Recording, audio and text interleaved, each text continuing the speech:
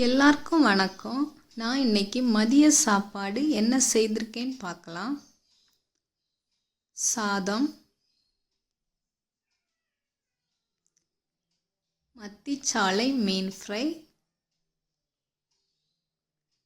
முருங்கைக்காய் சாம்பார்.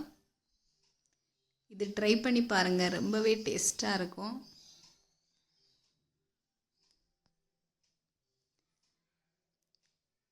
வேக வைத்த முட்டை, கோவக்காய் பொரியல்.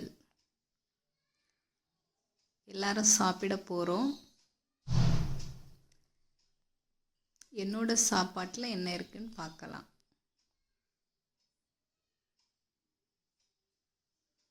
Thank you for watching.